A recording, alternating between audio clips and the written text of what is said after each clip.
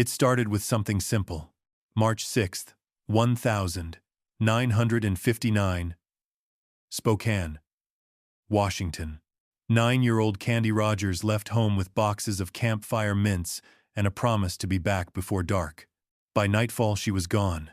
Days later, searchers found the candy boxes crushed, scattered, and silent witnesses to what had happened in those woods. Her disappearance consumed a city, cost 3 searchers their lives, and haunted Spokane for over 60 years, until a single piece of DNA finally told the truth. This is the case that proved even the coldest secrets can still burn. Where are you watching from tonight? And do you think justice can wait 60 years? Hit subscribe, tap the bell icon, and stay with me, because the story of Candy Rogers will leave you speechless. March 6th, 1959, Spokane, Washington. The day began like any other, with the faint warmth of early spring teasing the air and patches of leftover snow stubbornly clinging to shaded corners. In a modest home on West Central, 9-year-old Candy Rogers laced up her shoes, slipped on her pale blue cardigan, and gave her mother a hopeful grin. There was an innocence in her eyes, a bright, unwavering confidence that belonged only to children who believed the world was a safe place. Candy's hands clutched a neat stack of campfire mint candies, her mission for the afternoon clear. She had promised her troop leader she'd sell as many boxes as she could, so she scribbled her goal into the corner of a small, dog-eared notebook. As her mother brushed a wisp of hair behind Candy's ear, neither could know this would become the most infamous afternoon in Spokane's history. The street outside was calm, almost sleepy. Candy's laughter drifted between the houses as she skipped down the sidewalk, calling out cheerful hellos to neighbors raking leaves or carrying groceries. She moved past rows of towering pine trees, their needles whispering overhead, the sky slowly transitioning from gold to the soft blue of approaching dusk. Each house she visited brought a polite knock, a hopeful smile, a quick tally in her notebook. Doors opened and closed. Some offered $1, others only a kind word. To Candy, it didn't matter. Every sale was a small victory. By late afternoon, the temperature dipped. The shadows grew longer, and the distant hum of a city settling in for the night began. Candy, ever diligent, pressed on, eager to finish her last few stops before heading home for supper. She waved to a classmate riding his bicycle, traded stories about school and springtime, then continued her rounds. Somewhere along Pettit Drive, she paused to rearrange the candy boxes in her satchel, careful not to lose count. The world, to her, felt open and inviting. But as twilight crept across the city, Candy's familiar blue cardigan was nowhere to be seen. Her mother, glancing anxiously at the clock, started to worry. Candy was always home by sunset, always responsible. Minutes became an hour, and as darkness fell, an uneasy quiet settled over the neighborhood. Porch lights flickered on, casting pale halos onto the empty sidewalks, as if illuminating the emptiness that was beginning to grow.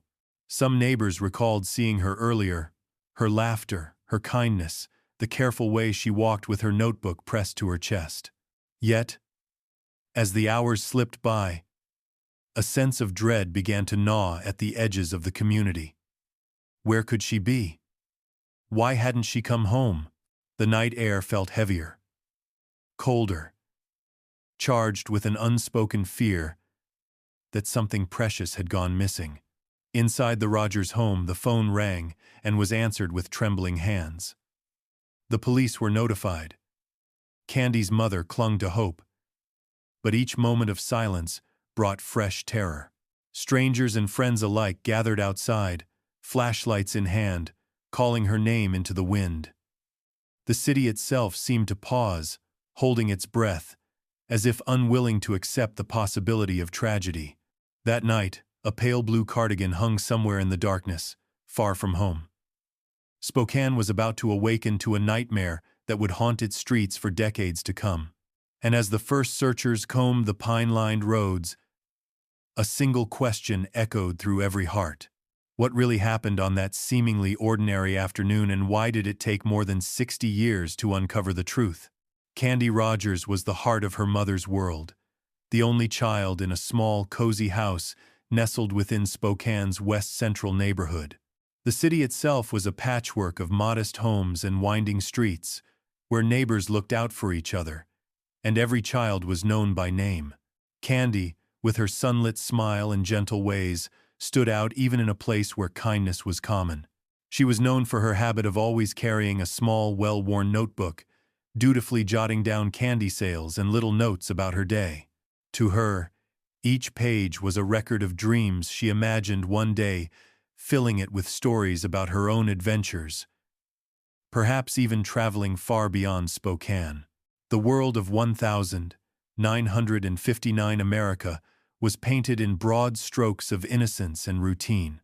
In towns like Spokane, children darted through alleyways and played hopscotch on sidewalks, their laughter ringing out between rows of tidy fences and towering pines. No one thought twice about letting a child walk alone to a friend's house or ride a bike to the corner store.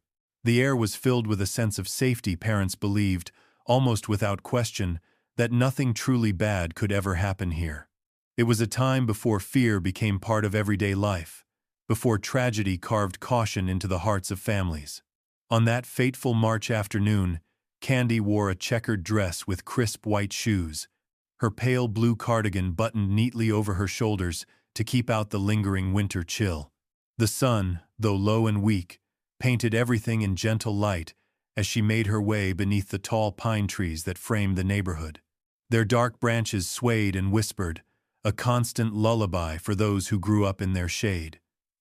Candy's arms were filled with boxes of mint candy, the bright wrappers gleaming against her careful hands.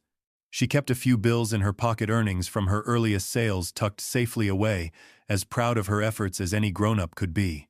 Candy's mother watched from the window as her daughter set off, a bittersweet mixture of pride and worry tugging at her heart.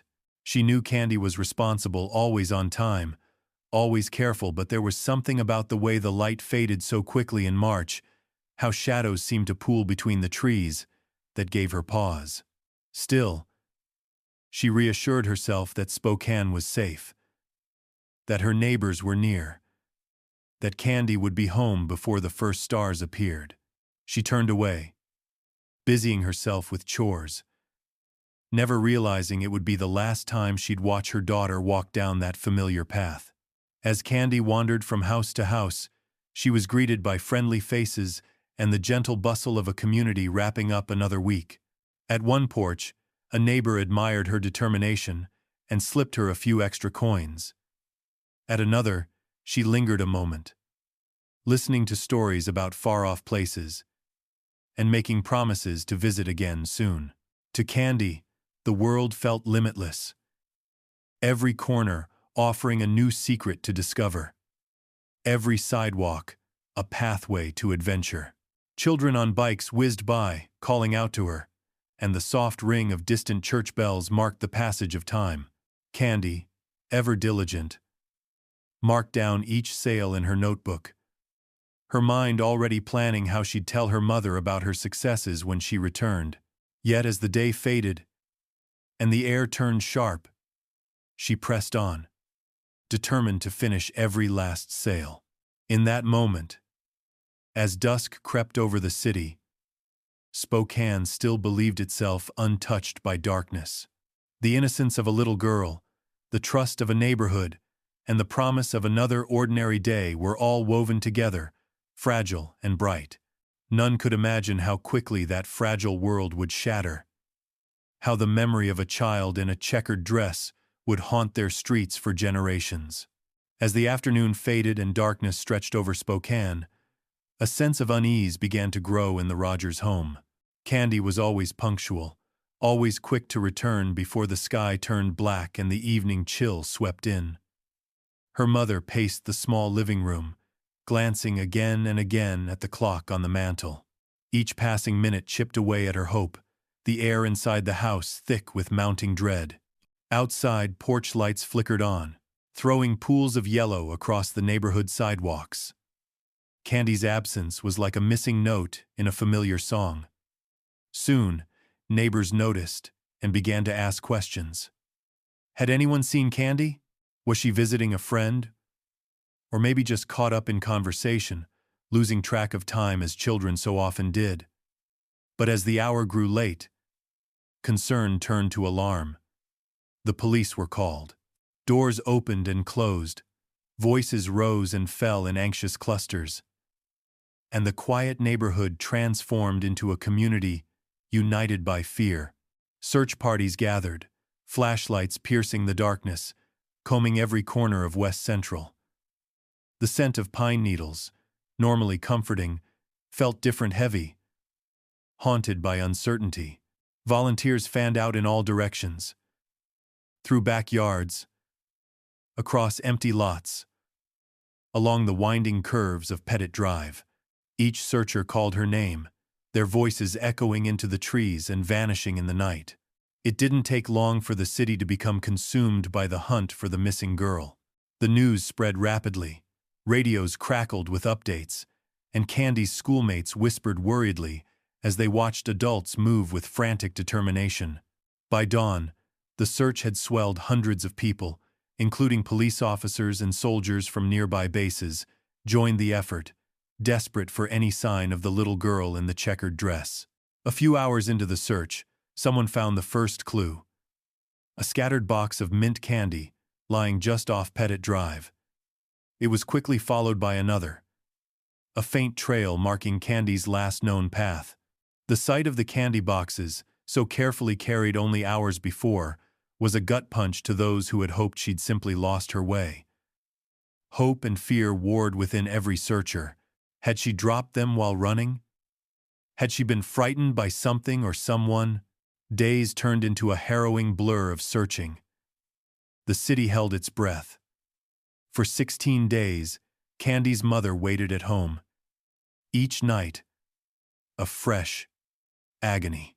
Volunteers trudged through the underbrush, scoured alleyways, waded through icy ditches, and even knocked on doors miles away, chasing any rumor or tip that might lead to her safe return. The police worked tirelessly, interviewing anyone who might have seen her, mapping out every possible route, piecing together a timeline from the few who had crossed her path that day. Then, nearly 2 weeks after Candy's disappearance, the search took a devastating turn. 2 hunters, walking quietly through a thicket of woods not far from the Rogers neighborhood, came across something they could not ignore. A single child's shoe, small and white, partly buried beneath fallen leaves. The world seemed to stop as searchers converged on the area. Not far from the shoe, beneath a rough layer of pine needles and tangled branches, they found what everyone had prayed they would never find: Candy's small, lifeless body. The news swept across Spokane like a cold wind. She had been strangled with a piece of torn fabric. The police report, and the hush that followed it, left the city reeling. Details soon emerged that she had also been sexually assaulted. A truth so painful that it seemed to stain every corner of the town. In the span of 2 weeks, the innocence of Spokane was shattered. Where once parents had believed the streets were safe, they now peered out windows with suspicion and fear. The world that Candy Rogers had walked through with such trust and joy would never be the same again. News of Candy Rogers' fate struck Spokane like a thunderclap, leaving an ache that echoed through every street and home. The day her body was found, the city seemed to stop breathing. There was no corner untouched by grief, no household where hearts didn't break for a little girl who would never come home. The innocence of a whole community had been lost overnight, replaced by a cold new reality, one where the unthinkable had happened. And safety could no longer be taken for granted. The days that followed were a blur of sorrow and shock. Over 1,200 people had searched for Candy, many of them strangers who became united in a single desperate hope. Soldiers, police, firefighters, and ordinary citizens scoured the woods, waded through icy creeks, and walked mile after mile, refusing to give up. They had clung to each small clue, the candy boxes, the shoe, the scattered coins, hoping against hope for a miracle. Now, all that remained was mourning. Tragedy struck a second time during the search, deepening the city's collective wound. A U.S. Air Force helicopter, brought in to aid the effort from above, struck power lines and crashed into the cold waters of the Spokane River. All 3 crew members aboard lost their lives. The community grieved not just for Candy, but also for the brave souls who died trying to bring her home. Newspapers carried their photos alongside Candy's, their sacrifice another painful thread in the fabric of loss. Every morning the front pages showed Candy's bright eyes and innocent smile, her photo a daily reminder of what had been stolen. Residents lit candles and placed them by their windows at night, pictures and prayers lining the sills in a citywide vigil. It was as if the entire city was holding its breath, hoping light could find its way through the darkness. School children, who had once played with Candy, now left flowers on her porch, their laughter silenced by fear. Parents kept their children close, and the old freedoms of wandering alone disappeared in a heartbeat. Where once doors had stood open, locks now turned with a quiet click each night. The loss changed Spokane forever. Neighborhood meetings grew tense as residents demanded answers and protection, while police struggled to offer comfort amid an investigation that seemed to go nowhere. Even the landscape felt altered. Pine trees that once seemed to watch over the children now cast longer, sadder shadows. There were whispered worries and rumors. But mostly, there was silence. People did not know what to say in the face of something so terrible. Yet, in the midst of heartbreak, the community drew together. Volunteers cooked meals for Candy's mother and delivered groceries to her door. Local churches organized memorial services, their pews filled to overflowing. Strangers reached out with cards and donations, hoping to ease a pain that words could not touch. The sense of unity, though born of tragedy, was fierce and real. Spokane promised itself it would never forget Candy Rogers, or the lesson her loss had burned into its soul. For those who had known Candy, the children she'd played hopscotch with, the adults who had bought her candy, the neighbors who had waved hello as she walked down the street, the world would never be as safe again. The ordinary rhythms of life continued, but always with an undercurrent of fear. Parents walked their children to school now, never letting them out of sight. Every stranger became a potential threat. Every unsupervised moment, a risk too great to bear.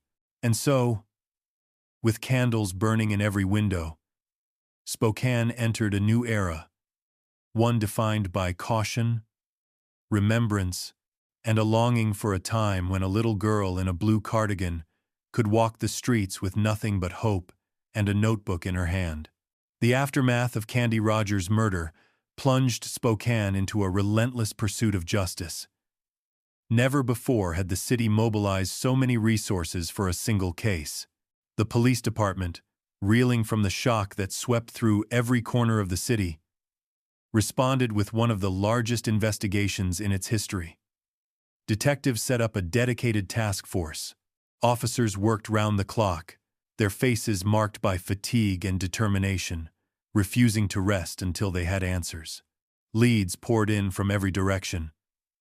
Hundreds of people, from longtime residents to strangers passing through, were questioned.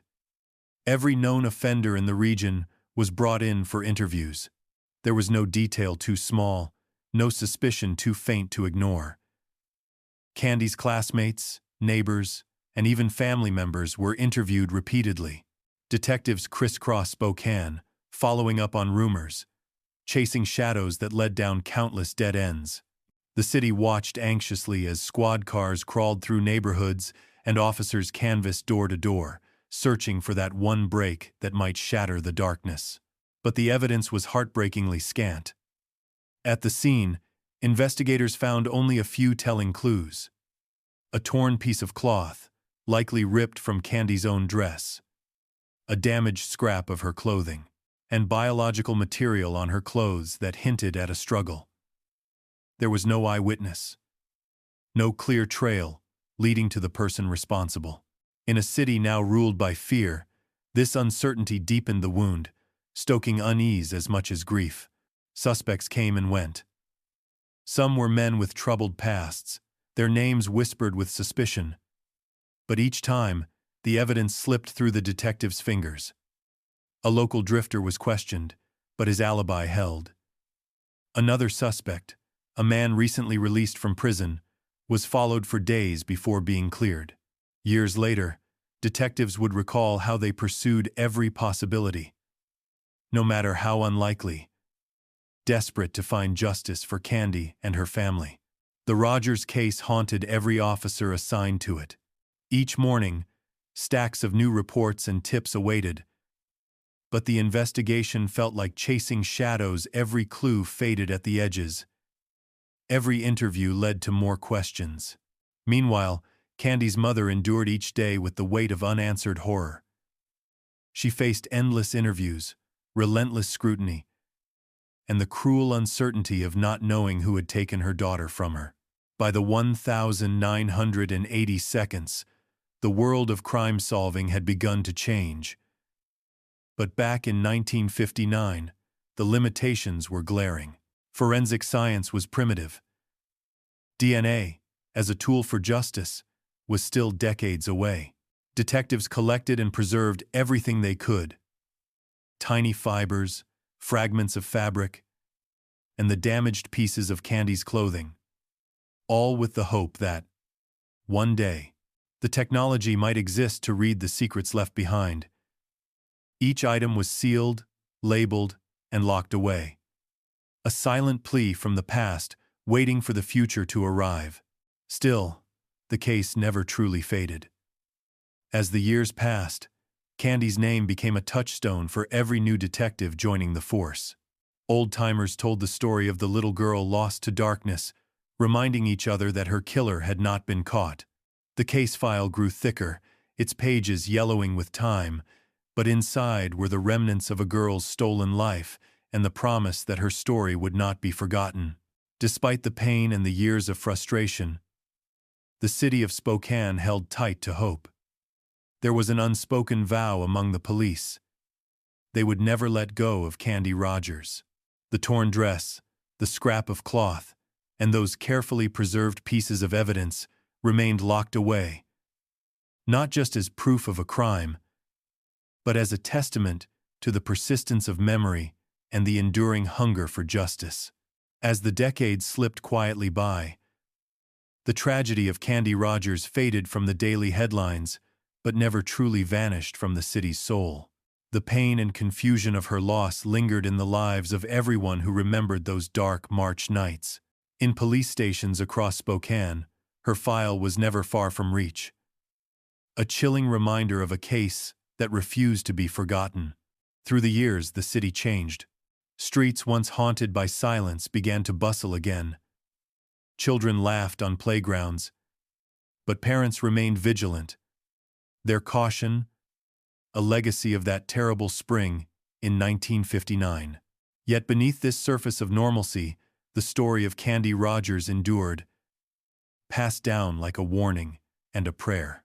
Teachers whispered her name to new generations, and detectives carried her picture in their wallets, her smile, both a mystery and a vow. Inside the Spokane Police Department, cold case files stacked higher every year, each folder thick with questions and dashed hopes. Among them sat the thick manila envelope marked with Candy's name.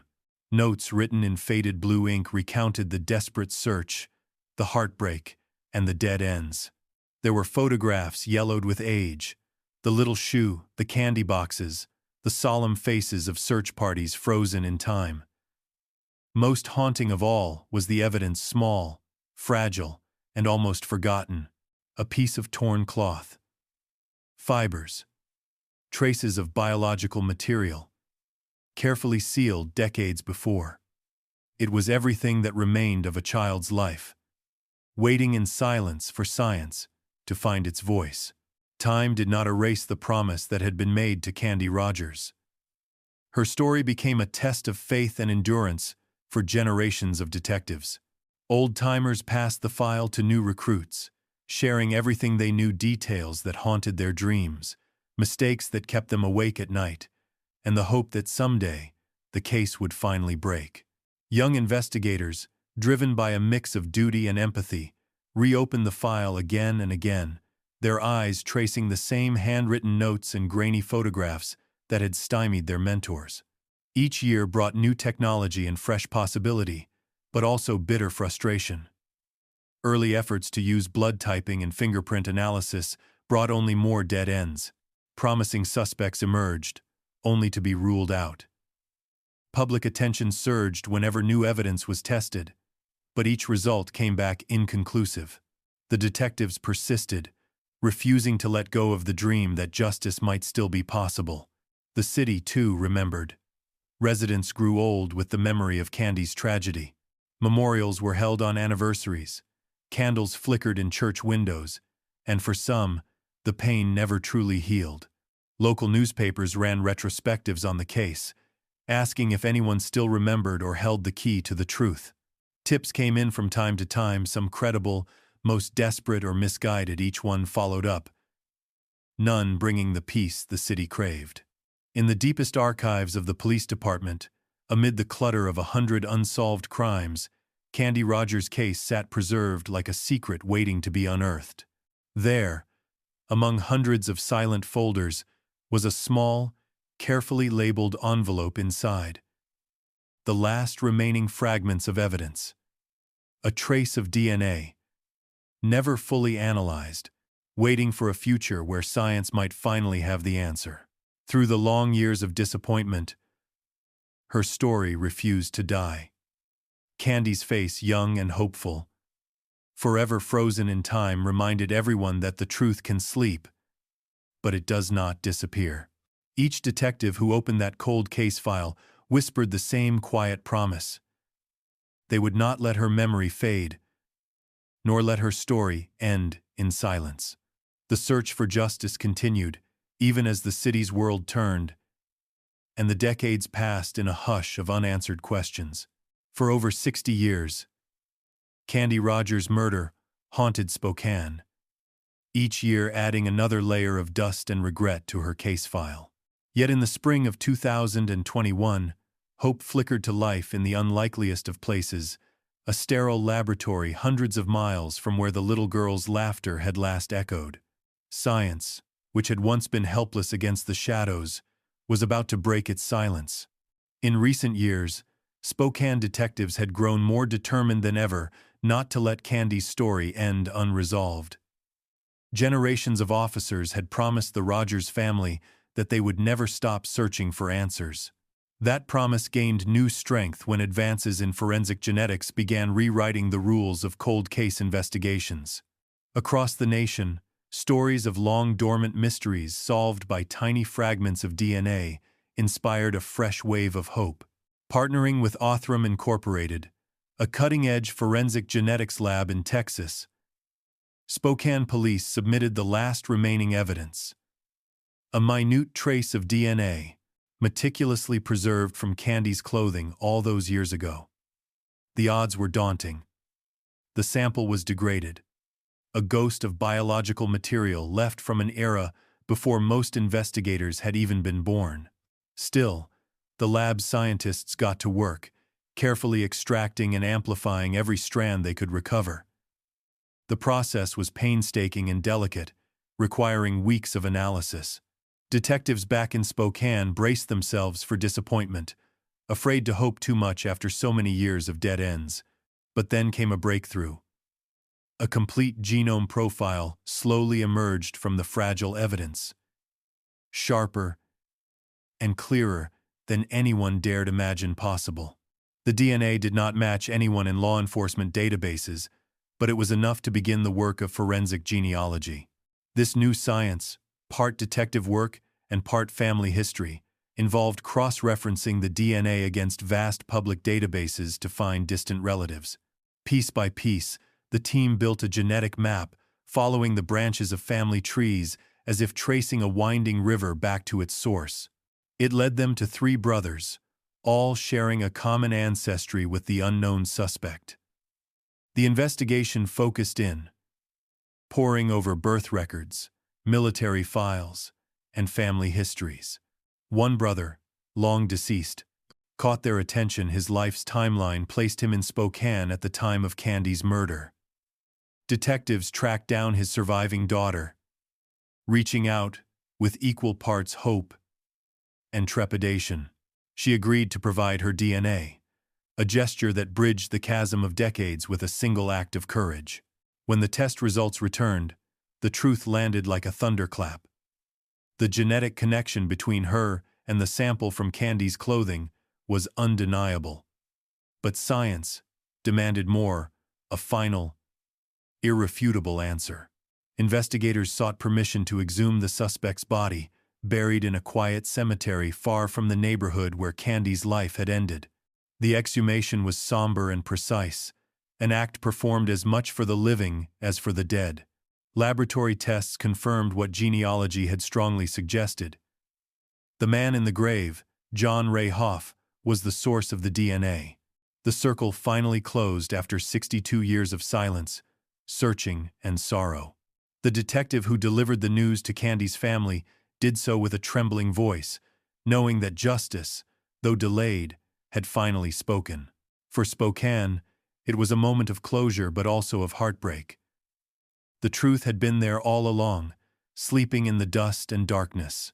With a new era of forensic science, Candy Rogers' story had a final chapter.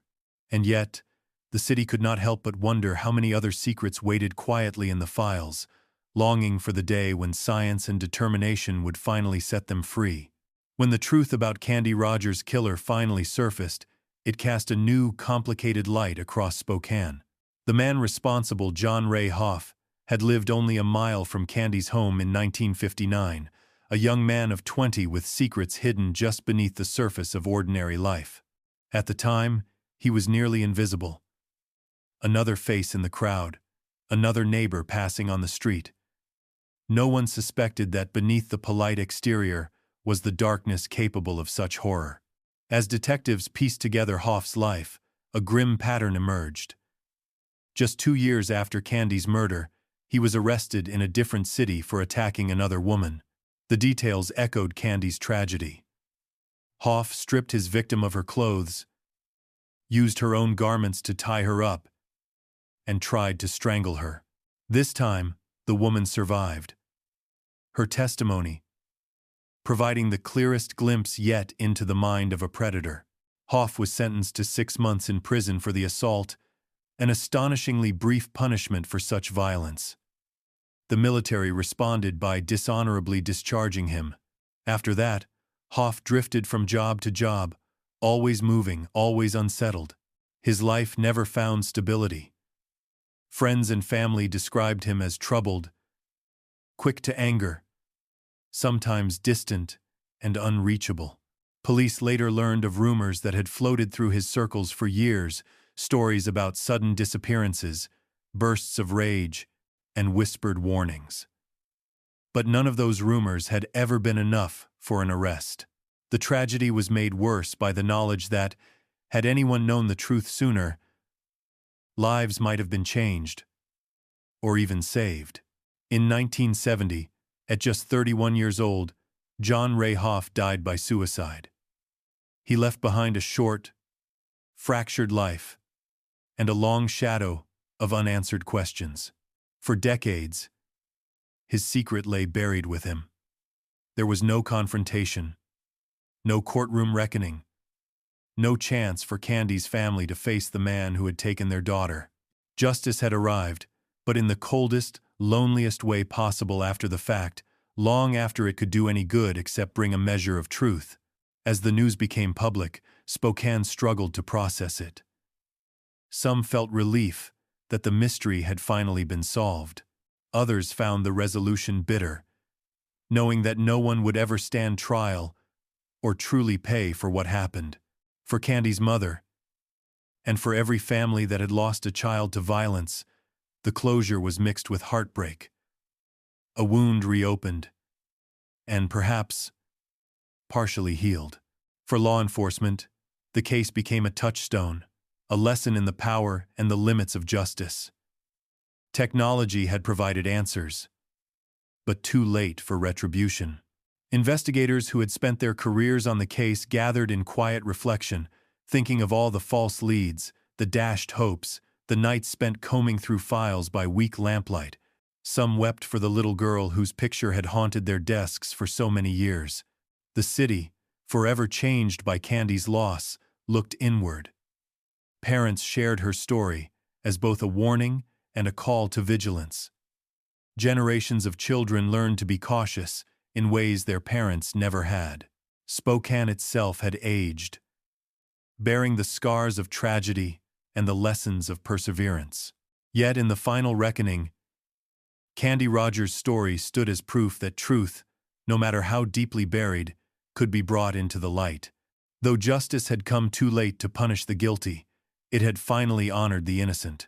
The silver lining, thin and painful, as it was reminded everyone that memory and determination, combined with the progress of science, could reach across time to answer even the coldest of questions. For Spokane, for Candy's family, and for the countless lives touched by her story, there was at last an ending, a bittersweet one, but an ending all the same. Candy Rogers' story didn't end with a criminal behind bars, but it reached a final chapter that would echo far beyond Spokane. The headlines across America reminded people that this tragedy wasn't fiction. It was the lived pain of a family, a city, and a generation that had trusted the world would always be safe for children. This was the true case of Candace Elaine, Candy Rogers, a 9-year-old girl who vanished while selling campfire mints on a chilly March afternoon in 1959. Her disappearance shocked not just a neighborhood, but an entire nation, coming to symbolize both the fragility of innocence and the enduring hunger for answers. For more than 60 years, Candy's face lingered in Spokane's collective memory.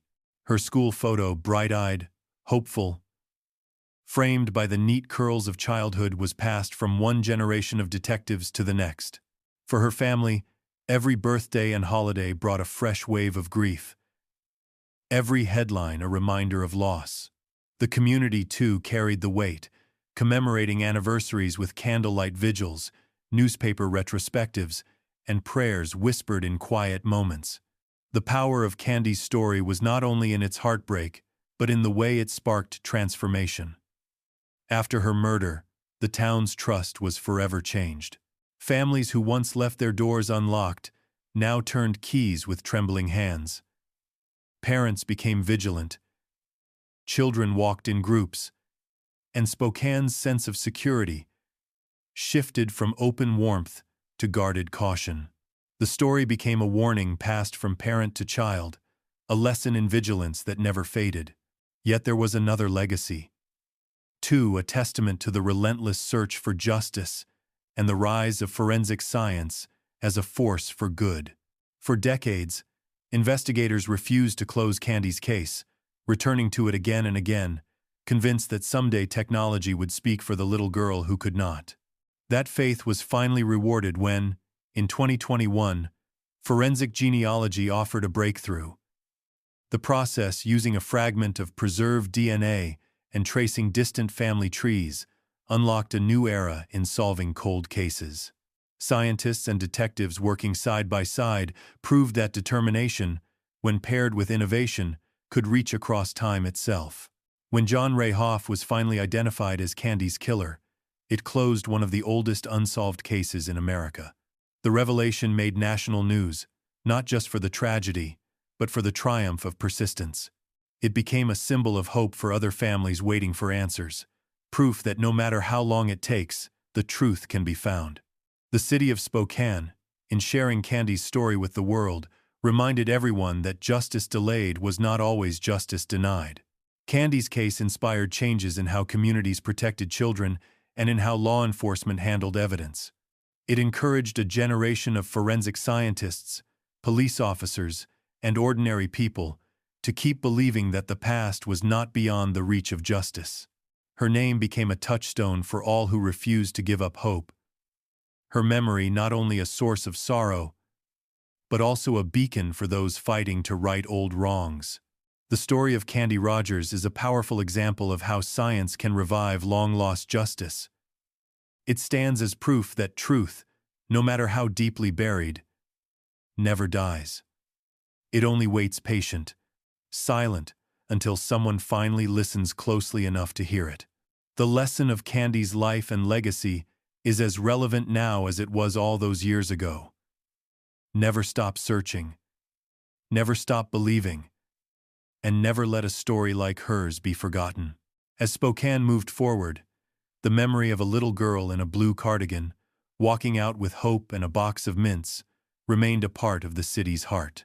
And for all those who followed the story, detectives, journalists, scientists, and families, the case of Candy Rogers was a promise that the truth, though sometimes slow, would always find its way home. Candy Rogers never had the chance to grow up.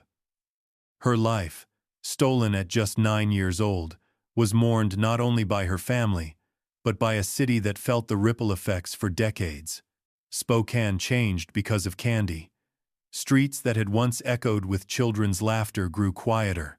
Mothers and fathers clung to their children's hands more tightly, and every missing child's case after Candy's carried a new weight. Yet even as time moved forward, her memory never faded.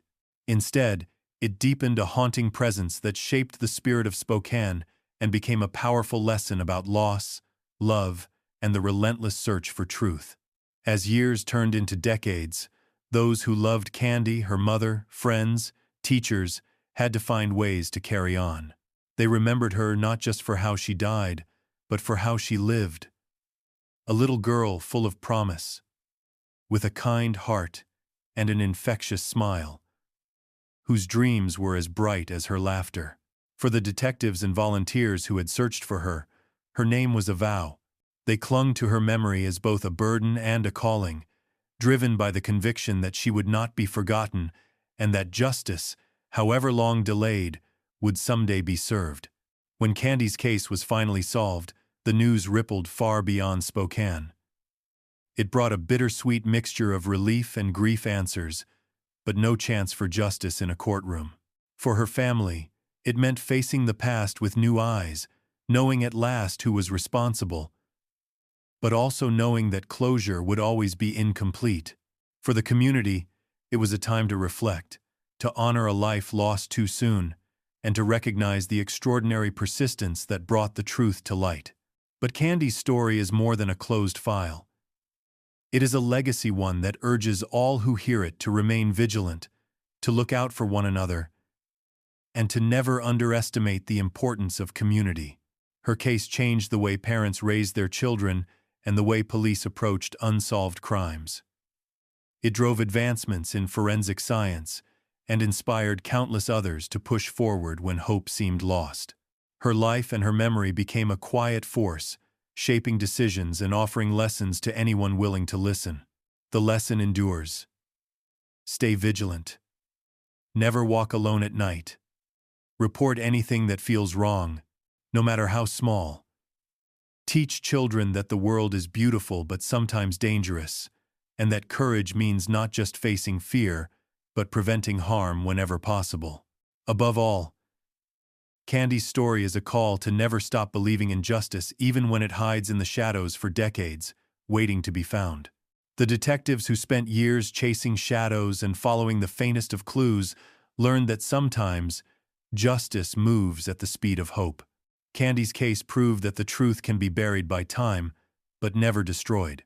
For every family still searching, every detective still fighting, her story is a beacon, a reminder that every voice matters, every life has meaning, and every secret yearns to be told.